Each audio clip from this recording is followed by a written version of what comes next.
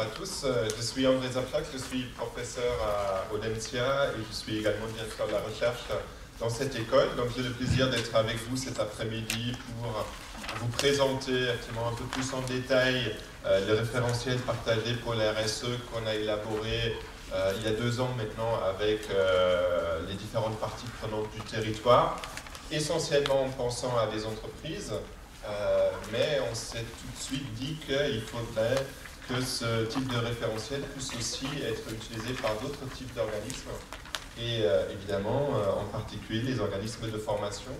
Donc je pourrais aussi témoigner de ce qu'on a mis en place nous à Audencia, parce que ça fait maintenant depuis 10 ans que j'anime également la démarche RSE de notre école, à la fois sur le volet enseignement et recherche, mais aussi l'exemplarité, parce qu'effectivement on a commencé à mettre en place pas mal d'actions nous-mêmes dans ce domaine et on essaye de partager pas mal avec d'autres universités ou grandes écoles, à la fois au niveau national ou au niveau international.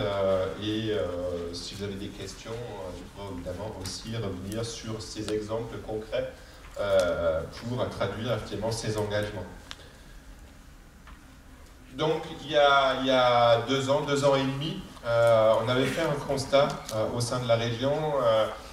Ça faisait depuis déjà 5 ans que j'avais travaillé avec Fabienne Renaud autour de la RSE en tant que professeur. On avait organisé à l'époque avec l'école des mines des trophées de la RSE.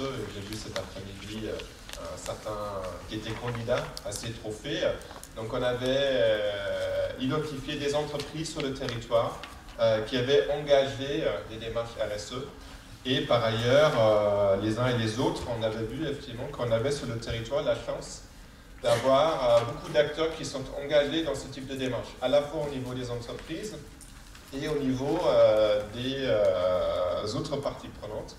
Il y a beaucoup de réseaux économiques qui sont intéressés par ce type de démarche sur le territoire. Vous avez le Centre des jeunes dirigeants, vous avez le MFQM, vous avez le comité 21 qui est sur le territoire, qui développe des démarches intéressantes dans ce domaine-là.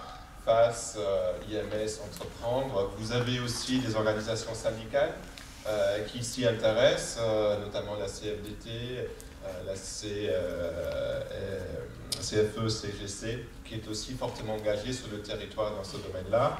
Et il y a des acteurs publics, donc à la fois la région, mais aussi notre métropole, par exemple, qui a mis en place un certain nombre de choses.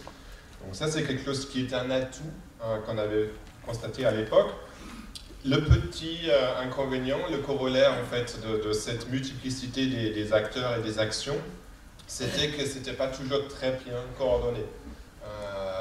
On avait l'impression effectivement que beaucoup d'entreprises et petites structures, et ça vaut aussi pour les organismes de formation, se sentaient un peu perdus. On entendait parler un peu partout de RSE, développement durable, et qu'on voyait bien qu'il fallait faire quelque chose, mais devant la multiplicité des initiatives, ce n'était pas forcément évident de choisir celle qui était la plus appropriée. Il y avait des démarches à la fois sectorielles, parfois des démarches aussi qui étaient ciblées sur l'un ou l'autre des aspects de la RSE. Et la région, du coup, nous avait sollicité à Audencia pour essayer de focaliser un petit peu plus ces différentes démarches, de créer une vraie équipe aussi au niveau des acteurs pour avoir un seul langage vis-à-vis des entreprises et des autres acteurs pour dire déjà qu'est-ce que c'est la RSE et comment en fait on peut engager encore plus d'acteurs dans quelque chose qui est pragmatique, facile à mettre en œuvre dans ce domaine-là. Donc ce qu'on avait fait à l'époque, on avait commencé par recenser les différents outils qui étaient utilisés par les acteurs et on avait identifié 80 outils en matière d'RSE qui étaient utilisés par les acteurs du territoire. Vous imaginez, donc ça allait effectivement de petits diagnostics pour évaluer sa politique diversité vers des labellisations telles que les labels UCI qui existent ou l'approche ISO 26000. Donc 80 outils différents, on s'est dit c'est sans doute pas ce qu'il faut faire pour convaincre notamment les plus petites structures à s'engager à leur tour et il faut mettre un peu d'ordre.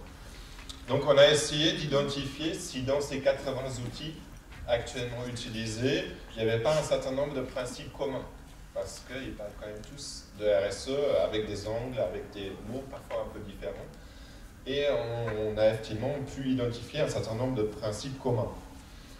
Et enfin, troisièmement, on a essayé d'amener les acteurs à classer ces principes communs, ou moins communs, en essayant de définir des priorités pertinentes par rapport à notre territoire. Parce qu'effectivement, la RSE, c'est quelque chose qui intéresse aujourd'hui les acteurs dans le monde entier, heureusement. Mais on n'a pas forcément tous les mêmes enjeux. Et même au niveau national, effectivement, il y a peut-être des priorités un peu différentes. Donc on a vraiment voulu construire avec les différents acteurs quelque chose qui est en ligne avec les priorités du territoire. Et c'est pour ça qu'on a effectivement dit qu'il fallait absolument impliquer les différentes parties prenantes, les acteurs du territoire. Donc on avait sur une période d'une année rassemblé effectivement différents réseaux, 200 réseaux qui ont participé aux différentes réunions. Donc c'était un grand engagement.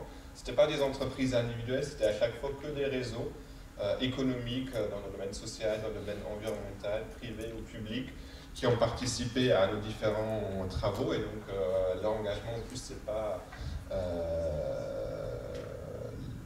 faibli autour de tout le processus, donc c'était quelque chose qui était vraiment assez fort. Et dans ce processus-là, en fait, on a essayé aussi d'avoir quelque chose qui était assez ludique.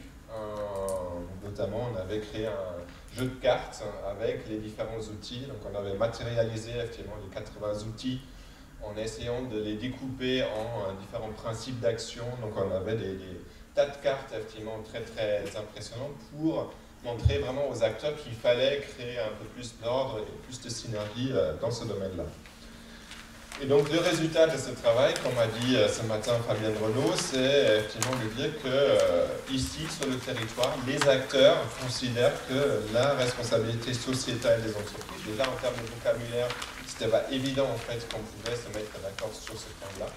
Il y avait des débats assez longs pour savoir est-ce qu'il fallait parler de responsabilité sociale et environnementale, sociale de l'entreprise, etc. Et finalement, à la fin, on est bien arrivé à un consensus pour dire que RSE, c'est responsabilité sociétale des entreprises. Alors peut-être pour vous, c'est plutôt responsabilité sociétale des organisations.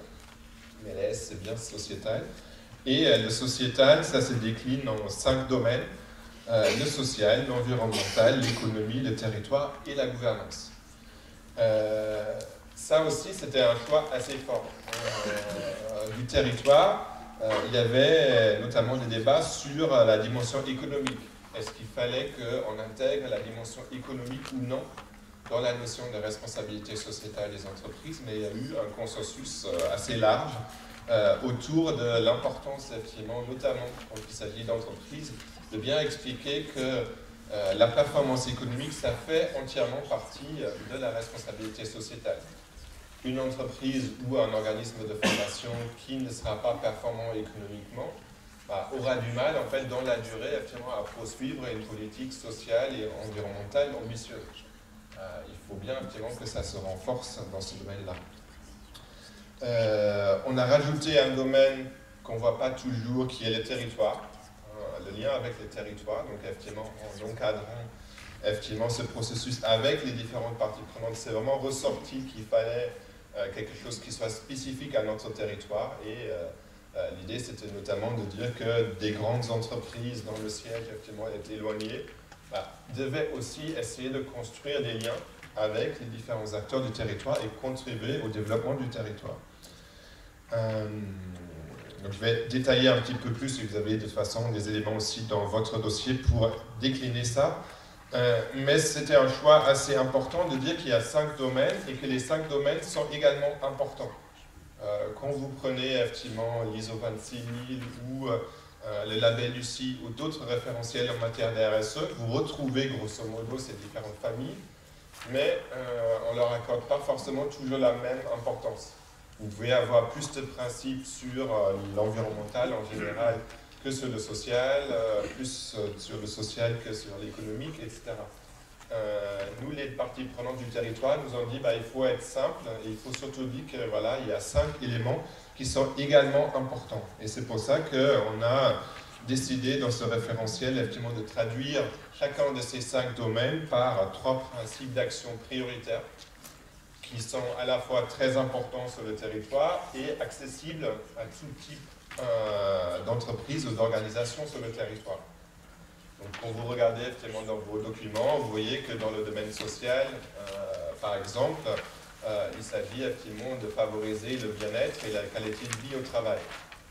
Les acteurs effectivement ont considéré que n'importe quelle entreprise, même en n'ayant qu'un ou deux salariés, doit effectivement agir dans cette dimension-là et peut le faire. On peut effectivement, par des actions assez simples, effectivement, faire attention à ce que les salariés effectivement, puissent s'épanouir et faire attention, par exemple, à la conciliation de leur vie professionnelle avec leur vie privée, essayer effectivement de faire attention à ce que le stress effectivement, ne prenne pas trop de place, travailler sur la santé et la sécurité, etc. Donc c'est quelque chose que tout le monde peut faire.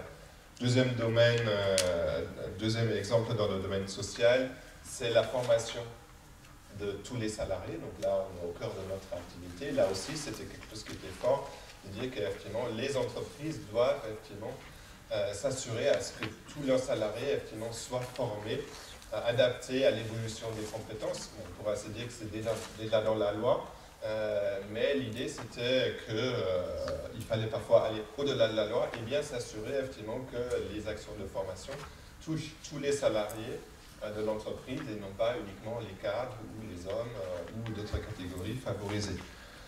Et troisième principe prioritaire dans le domaine social, c'est la lutte contre les discriminations et les actions permettant de favoriser l'égalité des chances. Là aussi, on se dit que c'est quelque chose qui est accessible à tout le monde, d'engager effectivement un certain nombre d'actions dans ce domaine-là. Même si le résultat n'est pas simple, tout le monde peut essayer effectivement de s'approcher d'associations dans ce domaine-là, par exemple, pour élargir le nombre de candidats qui vont postuler un emploi, faire en sorte effectivement qu'on applique les mêmes principes, les mêmes règles, les mêmes rémunérations à l'ensemble effectivement des salariés en interne. Donc ça nous semble effectivement aux différentes parties prenantes du territoire quelque chose qui est accessible et important à assurer. C'est un peu un socle de base que tout le monde va faire. Et ensuite, pour chacun des 5 domaines, on a défini 2 principes d'action avancés pour des entreprises qui auraient déjà fait tout cela et qui souhaitent effectivement aller encore plus loin. Donc, toujours dans le domaine effectivement du social, vous retrouvez le fait de s'engager à réduire les contrats qui positionnent les salariés dans des situations de précarité. Donc essayer de réduire la part des CDD et de l'intérim. Ça nous semble effectivement quelque chose qui n'est pas forcément accessible immédiatement à toutes les entreprises, notamment les plus petites, parce qu'effectivement, quand vous avez des variations fortes de votre activité, c'est peut-être pas forcément évident. Mais dans un deuxième temps, quand on aura déjà tout fait dans le domaine social, ça sera un vrai enjeu effectivement pour les acteurs du territoire, parce qu'on sait très bien que la précarité peut avoir des répercussions effectivement sur toute la vie effectivement des personnes, que ce soit la possibilité de se loger, de se nourrir, etc.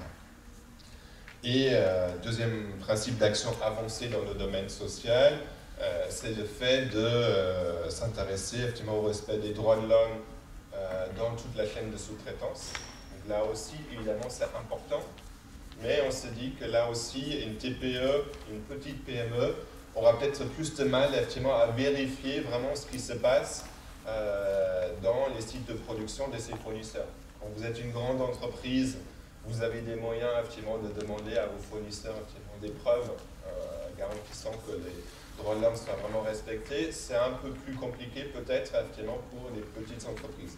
Mais elles peuvent faire des choses. Il y a des exemples dans les territoires, effectivement, je pense à DFC2 par exemple, qui envoie des questionnaires effectivement à ses fournisseurs. Donc c'est possible, mais ce n'est peut-être pas forcément les priorités qui ont été décidées par les différents acteurs. Donc, pour chacun des 5 domaines, on a ainsi effectivement 2 niveaux, finalement, quelque chose qui semble accessible à tout le monde et des principes d'action qui sont un peu plus avancés.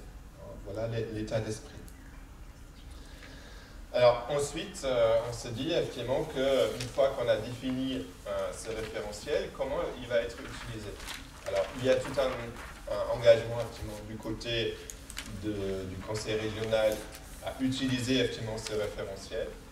utiliser le référentiel, par exemple, dans les marchés publics, en demandant effectivement à ce qu'à terme, tous ceux qui répondent à des appels d'offres, effectivement, s'inscrivent dans la logique de ce référentiel, voire demain montrent un certain niveau de performance par rapport à ce référentiel.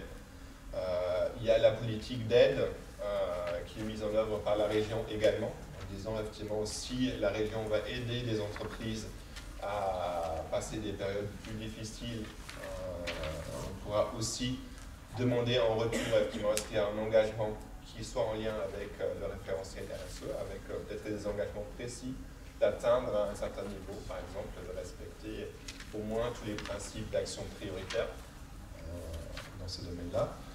Et la région aussi a travaillé avec les autres collectivités, notamment les départements de la Loire-Atlantique et notre métropole, pour mettre en place un prêt avec le FONDES pour permettre aux entreprises et aux autres organismes d'avoir des fonds pour faire des investissements et mettre en place effectivement des actions de développement pour se mettre en cohérence avec les référentiels RSE. Donc il y a tout un accompagnement qui est mis en place par la région, mais on a aussi pensé à des outils effectivement pour les entreprises et les organismes de formation. 3 outils en fait, un outil d'auto-évaluation flash que je vais vous présenter, un outil pour construire son plan d'action, donc c'est vraiment très simple, et en plus une base de données d'indicateurs qu'on est en train d'alimenter en permanence pour regarder comment vous pouvez mesurer concrètement votre progrès. Alors premier outil, l'auto-évaluation flash. Donc, vous pouvez télécharger cet outil, c'est un fichier Excel pour l'instant, peut-être demain ce sera un site internet qui sera encore plus agréable à utiliser, mais déjà c'est quelque chose qui est assez simple, qui va vous permettre de réaliser l'auto-évaluation de vos différentes actions. Comment vous vous positionnez par rapport à ces 15 principes d'action prioritaires et les 10 principes avancés. Vous avez 5 niveaux qui ont été définis. Soit vous avez sur chacun de ces 15 principes, en fait le premier principe par exemple, vous n'avez aucune action, vous avez 0. Soit vous avez une action ponctuelle, je vais reprendre mon exemple effectivement, sur le bien-être et la qualité de vie au travail.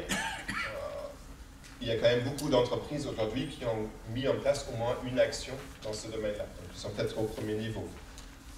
Troisième niveau, c'est effectivement d'avoir mis en place plusieurs actions ponctuelles, mais sans qu'il y ait forcément une cohérence. Beaucoup d'entreprises, effectivement, vont à un moment donné se rendre compte qu'il y a une autre entreprise qui a mis en place quelque chose, donc ils vont copier, ou bien ils vont recevoir une proposition de la part de leurs salariés pour mettre en place quelque chose, ou bien en fait ils vont recevoir une invitation à participer à une initiative, etc. Ils vont s'en inspirer, mais il n'y a pas vraiment une stratégie globale. Donc le niveau 4, c'est effectivement qu'il y a une certaine stratégie, il y a des actions qui sont cohérentes et mesurées, donc avec effectivement un début de plan d'action qui existe. Et le dernier niveau, niveau 5, c'est non seulement il y a une stratégie avec un plan d'action coordonné, mais il y a effectivement des mesures qui montrent que l'entreprise ou l'organisme effectivement se situe à un niveau de performance élevé par rapport effectivement à d'autres acteurs sur le territoire. Donc c'est quelque chose effectivement qui peut se remplir assez rapidement, parce que ça ne nécessite pas forcément d'apporter des preuves, en fait c'est vraiment une auto-évaluation pour vous-même.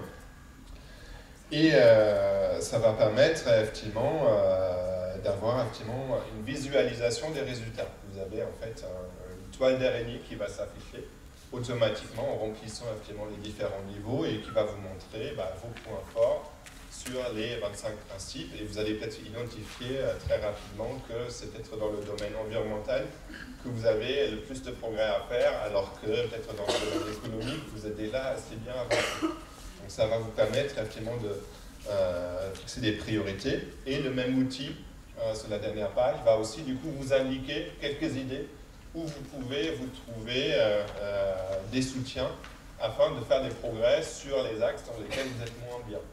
Donc des sites internet par exemple qui référencent des pratiques innovantes dans le domaine concerné, des réseaux qui peuvent vous aider pour faire des progrès dans ce domaine-là. C'est vraiment quelque chose qui est assez simple, assez accessible pour tout type d'organisme, même si c'est un organisme de petite taille, parce que ça nécessite pas beaucoup de temps. Ensuite, l'idée, c'est effectivement que grâce à cet outil, on donne envie à construire un vrai plan d'action. L'idée, c'est pas effectivement de se dire j'ai atteint un certain niveau, bah, très bien, je sais où j'en suis. La RSE, c'est vraiment quelque chose qui doit être un processus d'apprentissage permanent.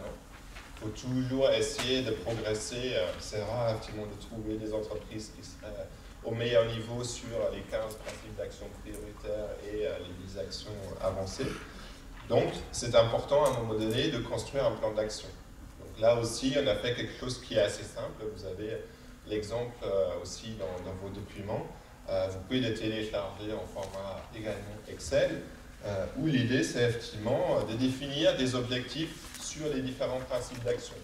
Donc évidemment, quand vous avez fait l'auto-évaluation flash et vous êtes déjà au dernier niveau, au 5e niveau, sur un principe d'action, vous n'allez peut-être pas effectivement définir une nouvelle action dans ce domaine-là.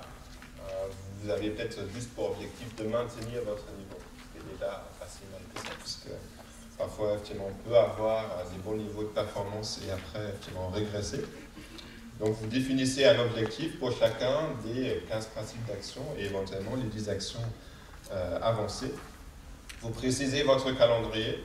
Est-ce que c'est une priorité? Vous voulez avancer dans les 3 prochains mois? Est-ce que c'est quelque chose que vous voulez faire dans l'année en cours ou est-ce que c'est quelque chose que vous prévoyez effectivement pour l'avenir? Donc, c'est très simple aussi. Vous prenez ce fichier pour identifier quel est le pilote interne, le salarié et les salariés effectivement qui vont travailler dans ce domaine-là. Est-ce que c'est par exemple l'équipe RH? Est-ce que c'est les moyens généraux? Est-ce que c'est la personne en charge de la qualité? Qui chez vous va s'assurer à ce que les objectifs soient bien atteints dans le calendrier identifié? Le même fichier va aussi servir à préciser quels sont vos partenaires externes, avec qui vous pouvez travailler, vous devez travailler pour progresser dans ce domaine-là. Si vous voulez travailler effectivement pour avoir des meilleurs résultats sur l'égalité des chances, par exemple, peut-être effectivement vous avez besoin de travailler avec des associations,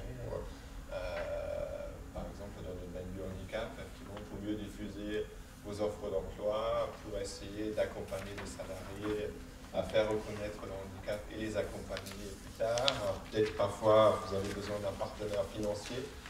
Peut-être parfois vous avez un réseau qui va vous permettre d'échanger avec d'autres acteurs sur vos différentes pratiques. Donc tout ça aussi vous pouvez noter. Et la dernière case, effectivement, où vous allez suivre effectivement les niveaux d'avancement. En fait, est-ce que régulièrement, effectivement, est-ce que vous avancez comme vous avez prévu? Est-ce que vous avez pris de retard? Ou au contraire, vous êtes effectivement tout à fait en ligne avec ce que vous avez fixé vous-même comme objectif. Donc là aussi, c'est quelque chose qui est uniquement interne à l'entreprise, mais c'est quelque chose aussi qui va permettre à l'entreprise, après, de recenser les différentes actions sur les 15 principes d'action, et ça va vous permettre aussi de structurer, par exemple, un rapport RSE annuel qui pourrait vous être demandé par vos différents partenaires, et notamment évidemment la région, qui effectivement de plus en plus va demander des comptes aux différents partenaires qu'elle a pour savoir comment vous avancez. Et c'est pas toujours évident de rédiger en fait un tel rapport en fin d'année si on n'a pas eu un outil de suivi qui existe. Alors, on n'a aucune prétention en fait de dire qu'on a inventé quelque chose de génial, etc. C'est vraiment quelque chose qui est assez simple et qu'on a fait un petit peu une synthèse de ce qui existait par ailleurs. On a voulu être très pragmatique pour les différents acteurs. On voulait surtout pas créer une usine à gaz. On voulait à chaque fois effectivement offrir quelque chose, notamment pour les plus petites structures. Parce qu'on sait très bien que celles qui ont une certaine taille ont déjà effectivement d'autres outils qui sont plus perfectionnés, qui existent, ils peuvent se faire accompagner par des consultants, etc. Là, typiquement, on a pensé à des TPE de moins de 10 salariés, par exemple, qui ont très peu de moyens et qui ne doivent pas avoir l'impression d'avoir une usine à gaz pour effectivement suivre leurs actions en matière de RSE. Et enfin, dernier outil concret, c'est effectivement une base d'indicateurs RSE. Parce que si à un moment donné vous allez un peu plus loin, vous ne pouvez pas vous contenter de dire que j'ai une politique exemplaire dans le domaine de l'égalité des chances. C'est très bien effectivement de recenser les actions et de montrer que vous essayez de progresser là-dessus. À un moment donné, il faut bien mesurer comment vous avez effectivement atteint un certain niveau. Et donc là, effectivement, on a eu l'idée de se dire que sur le territoire, il y a déjà plein d'acteurs qui utilisent des indicateurs. Dans les marchés publics, effectivement, de plus en plus, on va demander à ceux qui répondent à ces marchés publics de démontrer un certain nombre de choses. Donc ça peut être le pourcentage de personnes en situation de handicap, par exemple, sur l'égalité des chances. Ça peut être effectivement le nombre de femmes dans les instances dirigeantes de l'entreprise. Ça peut être la différence de salaire entre les hommes et les femmes, etc. C'est important. Il y a les banques, de plus en plus sur le territoire. Il y a une initiative assez intéressante entre le Centre des jeunes dirigeants Audencia et la Banque de France et l'ensemble des banques du territoire qui vise également en fait, à inciter les entreprises des territoires à développer des démarches RSE et qui ont également mis en place un certain nombre d'indicateurs pour savoir effectivement quel est le degré d'avancement des entreprises dans ce domaine-là. Et enfin, il y a les entreprises elles-mêmes qui développent aussi de plus en plus des indicateurs. Soit parce qu'effectivement elles sont dans une démarche de certification, de labellisation à un moment donné, et donc du coup elles ont mis en place des choses, soit parce qu'elles appartiennent à un groupe ou qu'elles ont un donneur d'ordre privé qui leur demande aussi de rendre des comptes. Donc on a créé un observatoire des indicateurs RSE sur le territoire où on interroge ces différents acteurs pour regarder quels sont les indicateurs qui sont actuellement utilisés sur le territoire, et l'engagement qu'on prend actuellement, c'est de mettre à disposition ces différents indicateurs à tout le monde pour éviter à ce que chacun se sente un peu seul en disant effectivement quel indicateur je vais pouvoir mettre en place. Donc autant prendre un indicateur qui est déjà utilisé par d'autres, et l'idée c'est effectivement que chaque année on aura un retour sur les indicateurs qui sont les plus utilisés, ceux qui marchent le bien, plutôt qu'effectivement de réinventer un certain nombre de choses. Donc voilà effectivement la démarche effectivement qu'on a construite. Donc encore une fois, ça a été quelque chose qui a été construit avec les différents acteurs en essayant de répondre le plus possible à leurs besoins, en étant le plus simple possible. Donc on avait aussi très peu de budget. On pense effectivement qu'à l'avenir, il faudra sans doute revoir effectivement régulièrement ce référentiel. C'était prévu depuis le début que tous les 2-3 ans, effectivement, il y a un travail d'actualisation. Peut-être qu'il y a des principes d'action effectivement prioritaires qui sont devenus tellement banals pour toutes les entreprises que voilà, c'est plus une priorité, et on peut l'enlever, on peut le considérer comme acquis et on va en rajouter d'autres. Peut-être certains principes d'action sont aujourd'hui moins prioritaires, donc il faut les remplacer par d'autres. Peut-être effectivement il faut rajouter d'autres principes d'action avancés. Donc c'est quelque chose qui doit forcément vivre dans ce domaine-là.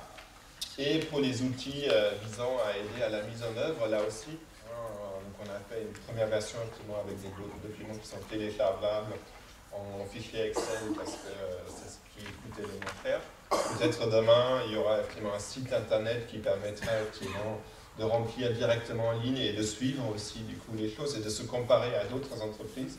Parce que la limite de la situation actuelle, c'est que vous avez le fichier pour vous, donc l'avantage c'est que c'est complètement confidentiel et vous n'avez personne qui regarde vos résultats, mais vous ne pouvez pas non plus vraiment vous positionner par rapport aux autres acteurs dans le territoire.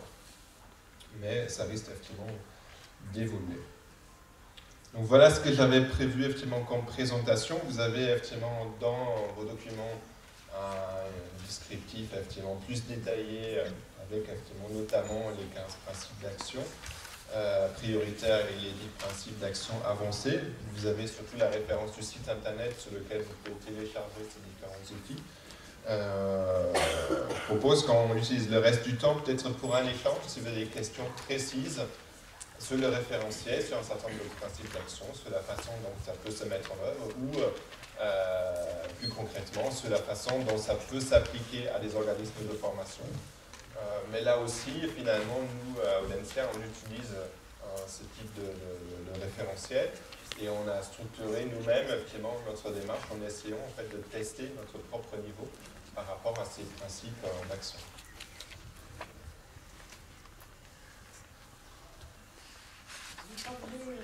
Madame Renaud parlait de labellisation. Non, mais allez-y, puis voilà. Qu'en est-il de la labellisation des entreprises pour avoir ce label? Excusez-moi, François Chiral, notre labellisatrice. Alors, pour l'instant, effectivement, le souhait des acteurs, et d'ailleurs de la région elle-même, alors que ça a changé depuis, mais c'était toujours de dire on ne veut pas créer un nouveau label, parce qu'effectivement, il y a déjà un certain nombre de labels, notamment le label UCI. Donc, on pense effectivement que ce label UCI est très bien fait.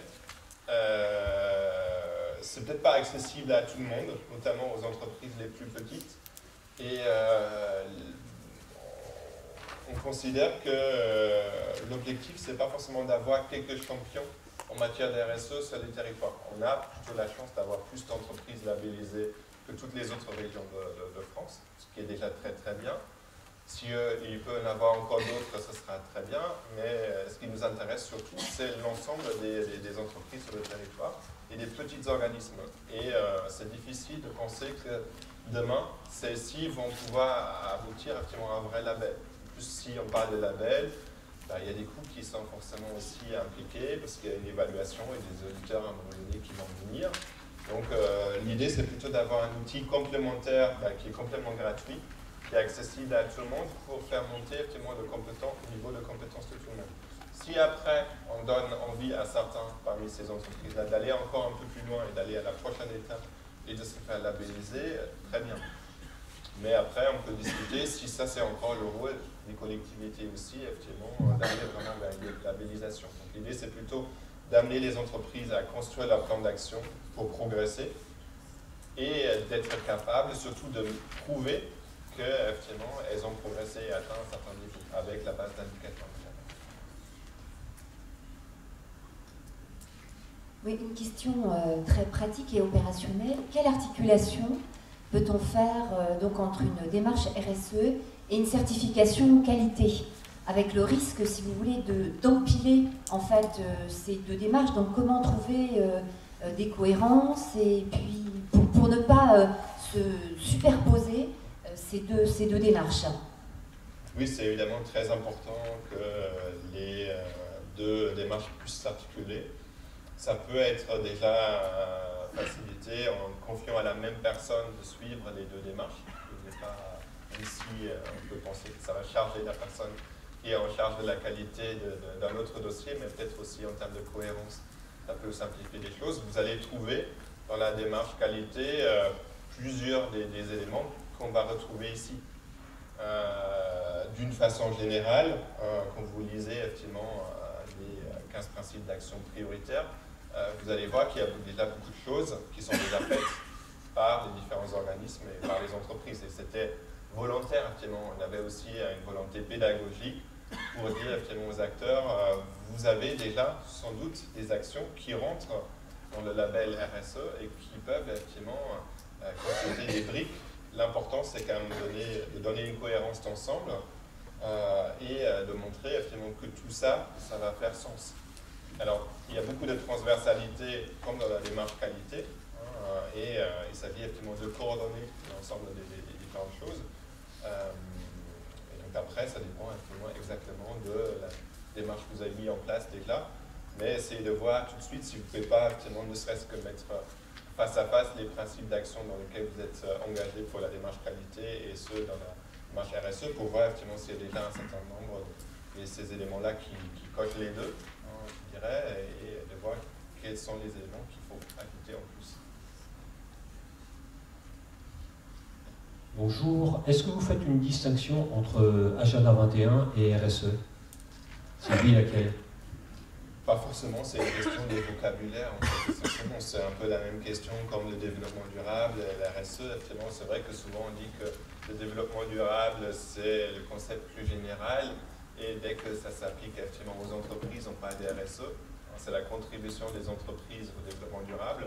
Donc le terme Agenda 21 est plutôt utilisé dans la sphère publique alors que dans la sphère privée, on va plutôt parler de démarche RSE, mais sur le fond et même sur les thématiques abordées, on est quand même très très proche. Et tout l'enjeu consiste justement à créer effectivement une synergie entre ce que font les acteurs privés et publics.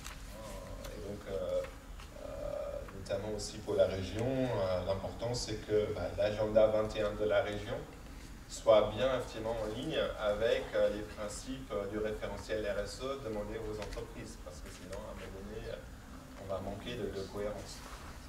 Donc là aussi, à voir effectivement, si chez vous, vous avez déjà un agenda 21 qui existe, est-ce qu'il faut le rebaptiser? Pas forcément. Vous pouvez très bien expliquer que chez vous, ça s'appelle agenda 21. Dans d'autres structures, ça va s'appeler démarche développement durable, parfois c'est la démarche RSO, etc. Peu importe finalement le vocabulaire, ce qui est important, c'est que les principes d'action, effectivement, soient bien respectés. Oui, bonjour. Moi, j'aimerais poser deux questions. La première, c'est quelle articulation peut-on faire entre ce référentiel et le simple respect du droit du travail et des conventions? Notamment, vous nous avez précisé que les principes d'action avancés, notamment par exemple éviter le recours abusif à des contrats entraînant la précarité, était quelque chose qui venait en deuxième plan, quelque part, après que l'on se soit engagé dans des domaines d'action prioritaires, et en l'occurrence, favoriser le bien-être et la qualité de vie au travail. Donc, est-ce qu'on doit comprendre que la qualité de vie au travail et le bien-être priment sur le recours abusif à des contrats précaires? Et puis, est-ce que le principe de respect du droit du travail ne prime pas, je veux dire par là, est-ce que le recours à des contrats précaires n'est pas déjà encadré par la loi de manière assez stricte, en fait? Et donc ça, c'était ma première question, un peu la hiérarchie des choses, en quelque sorte. Je pouvais avoir le même raisonnement par rapport à l'idée de refuser et prévenir la corruption. Là aussi, est-ce que c'est un acte très engageant que d'aller dans cette direction par rapport à d'autres normes, en sorte. Et puis, vous parlez également de la performance économique comme étant un principe d'action. Là aussi, par rapport à quel modèle? Est-ce qu'on parle de performance ou est-ce qu'on peut la définir autrement que par rapport aux modèles actuels? Est-ce qu'il y a derrière ça, en arrière-plan, un questionnement aussi sur les modèles, ou est-ce que c'est la performance au sens large et au sens classique du terme, quoi? Alors, sur la hiérarchie des normes, alors évidemment, toute entreprise et tout organisme effectivement, doit respecter la loi, mais notamment dans le domaine du droit du travail, l'idée c'est qu'il y a beaucoup de choses qui sont dans le code du travail qui ne sont pas toujours respectées dans toutes les entreprises, même en France. Et parfois, effectivement, il y a éventuellement juste une application à la lettre, mais pas forcément dans l'esprit de la loi. Donc, quand je prends effectivement l'exemple de l'égalité des chances, on pourrait se dire qu'on a depuis plus de 50 ans, effectivement, toutes les interdictions, évidemment, contre les discriminations qui existent dans le code du travail, qui sont sanctionnées sévèrement, pénalement. Vous pouvez aller devant n'importe quel juge pour vous défendre. Pour autant, je pense qu'on est tous d'accord qu'il n'y a pas une égalité parfaite entre tous les salariés. Donc, avec la démarche RSE, l'idée, c'est que l'entreprise ne peut pas se contenter de dire qu'il n'y a pas de problème. On va lui demander effectivement d'engager des actions spécifiques pour être proactif et prévenir effectivement un certain nombre de choses. Donc, comme j'ai cité, effectivement, engager des actions avec des associations, par exemple, de sensibilisation des salariés au risque de discrimination pour réexpliquer les choses, peut-être d'expérimenter des dispositifs comme le CVALIM ou autre chose, le recrutement basé plus sur les compétences et les savoir-faire plutôt que sur les diplômes, etc. En fait, il y a des choses effectivement qui sont intéressantes à expérimenter par les entreprises. Et le seul respect de la loi ne pourra pas suffire. La même chose pour la lutte contre la corruption, par exemple. C'est vrai qu'évidemment, les corruptions sont interdites, mais il y a assez peu d'entreprises et d'organismes de formation qui ont mis en place vraiment des démarches pour expliquer à leurs salariés, effectivement, qu'est-ce que c'est une corruption. Je vais prendre l'exemple de l'ENSIA. Donc, nous, on s'est engagé dans la démarche de labellisation UCI. On a obtenu les labels UCI il y a 18 mois.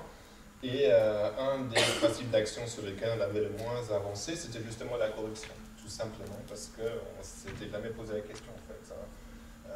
Jamais on avait pensé, effectivement, qu'un de nos salariés pourrait se faire corrompre, effectivement, dans les procédures d'achat ou même vis-à-vis des étudiants.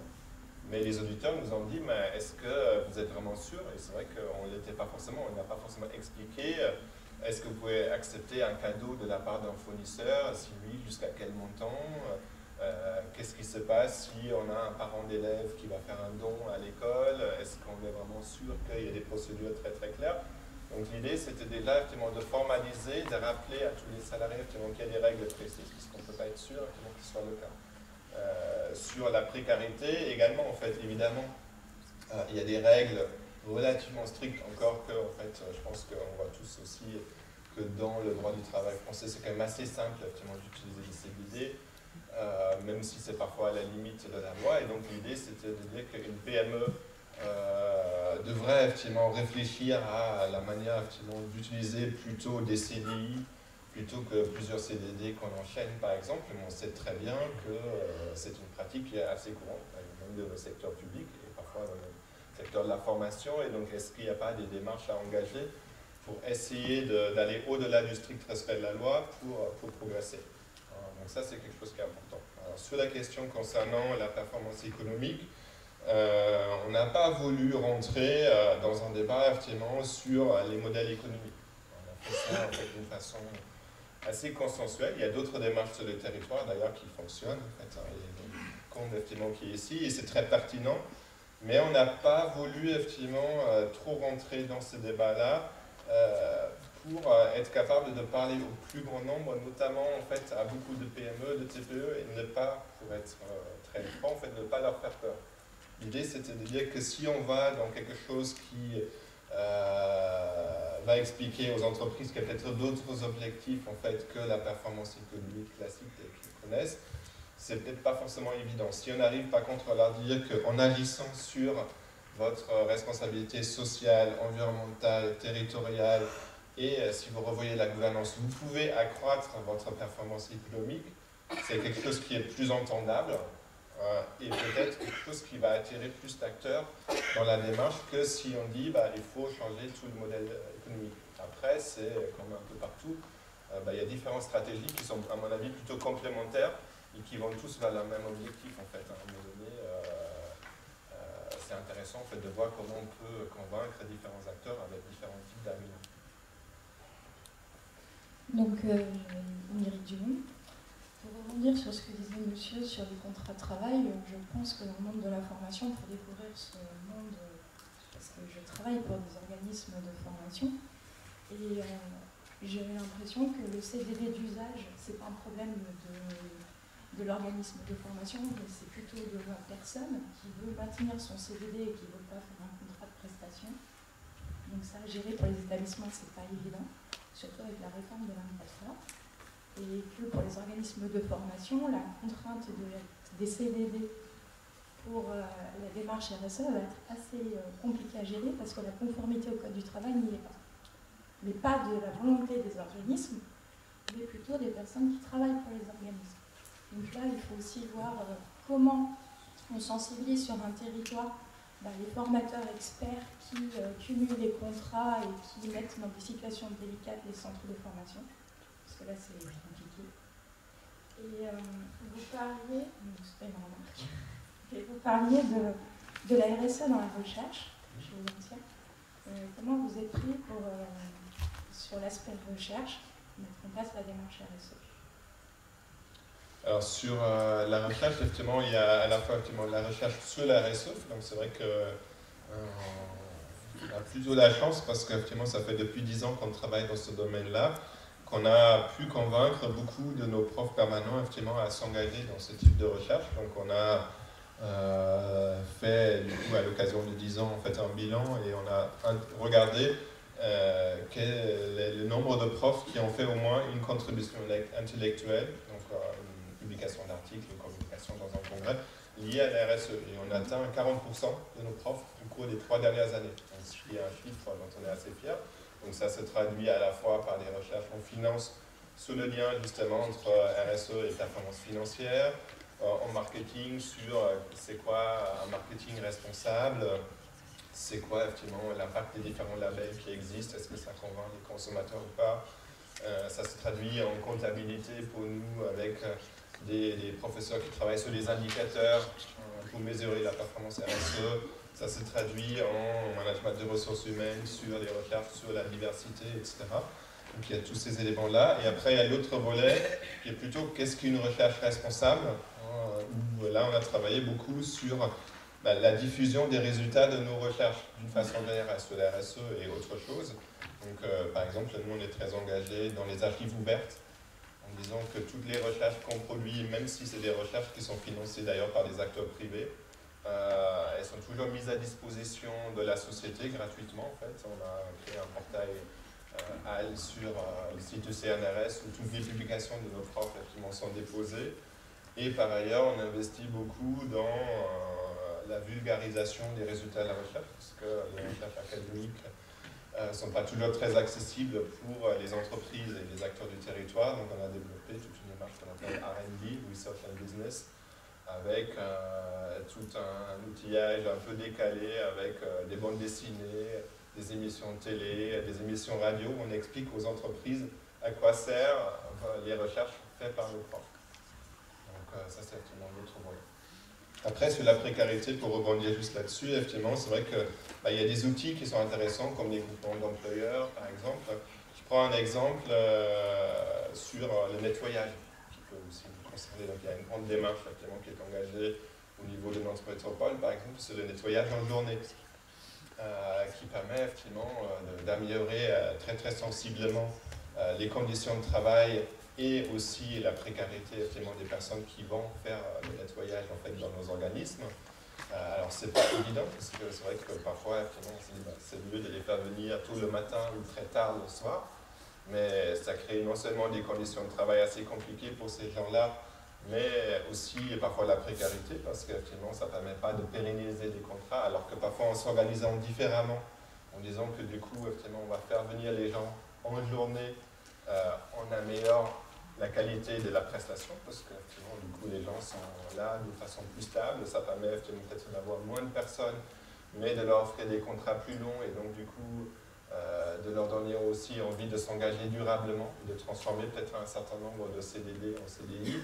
Donc il y a aussi des démarches qui sont originales, alors qui ne sont peut-être pas forcément accessibles tout de suite à tout le monde, c'est pour ça qu'on a mis dans les principes d'action avancés et non pas prioritaires.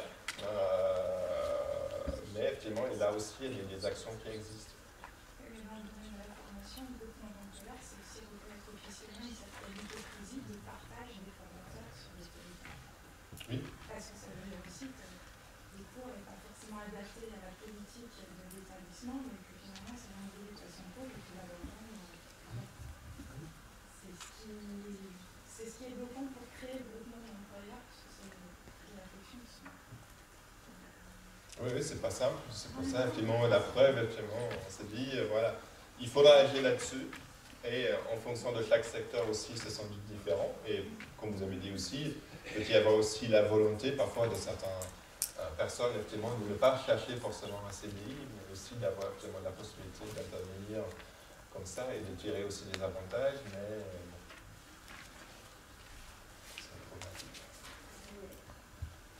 Juste un apport d'information, les partenaires sociaux de la branche formation ont mis une expérimentation en place pour l'année 2014, ça se termine fin décembre, donc il y a encore un peu de temps, ça s'appelle le CDI intermittent. Donc c'est essentiellement effectivement pour des formateurs partagés, des choses, des temps partagés aussi, ça peut être une comptable, ça peut être... Et donc vous renseignez auprès de la FFP. Pardon ? Après, donc le CDI intermittent ne concerne qu'une seule structure. Il ne concerne pas plusieurs structures. C'est un rapport salarial entre une personne et un employeur, mais pas pour un temps complet, pour une intermittence, justement. on n'entend pas. Peut-être juste aussi un aspect que moi je n'ai pas trop abordé en fait, parce que c'était pas forcément le propos en fait, mais c'est vrai que la façon dont nous on a mis en place la démarche en fait en interne chez nous, ça a vraiment eu un impact très très fort sur la fierté des salariés en fait, enseignants et non enseignants, d'ailleurs plus peut-être encore non enseignants que les enseignants. On a mis en place effectivement beaucoup de choses et du coup effectivement Ça nous permet effectivement de motiver encore plus effectivement les équipes, notamment dans un contexte aussi qui n'est pas forcément évident pour nous comme pour d'autres. Effectivement, on n'est pas forcément dans des périodes où on va pouvoir augmenter beaucoup les rémunérations effectivement des équipes, mais du coup on peut jouer sur d'autres choses. Par exemple, on a mis en place il y a 3 ans maintenant les congés solidaires. Donc on permet à 2 de nos salariés par an de s'engager dans une association humanitaire ou environnementale et de consacrer 2 semaines de leur congé pour mener une action dans ce domaine-là. Donc ça a eu un impact très très important, à la fois en développement de compétences, de valorisation aussi de la compétence à un moment donné, et de fierté effectivement d'appartenir à notre école. Donc ça c'est effectivement aussi en termes de management des ressources humaines en interne, ce type de démarche, c'est aussi très, très positif, y compris sur le domaine environnemental. Effectivement, on travaille beaucoup avec le WWF, c'est une association qui bénéficie d'une bonne image, donc les salariés aussi se retrouvent là-dedans, ils vont plus parler de l'employeur, ils sont fiers effectivement. Donc là aussi, c'est quelque chose qui a un effet très positif en fait, et que finalement, ça nous permet effectivement nous aussi de tirer un avantage économique évidemment de ce type d'engagement.